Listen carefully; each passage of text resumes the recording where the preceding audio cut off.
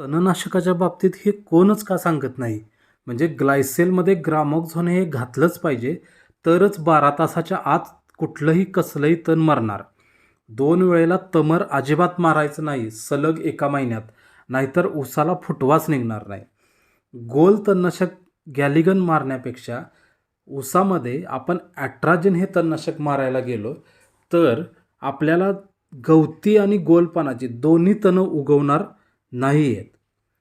चौथा मुद्दा ह्याच्यामध्ये की लहान तण कुठल्याही ऊसाच्या जातीमध्ये असेल तर मेट्रिबिजन म्हणजे सेंकॉरसोबत कॅलरिच हेच तणनाशक मारा.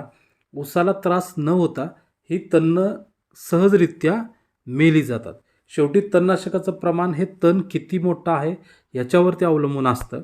याकरताच डिस्क्रिप्टिव्ह व्हिडिओ पाहिजे असतील, कुठलं तणनाशक प्रॉपर मारायचं माहिती पाहिजे असेल तर आमच्या यूट्यूब चॅनेलला लाईक, शेअर आणि सबस्क्राईब करा.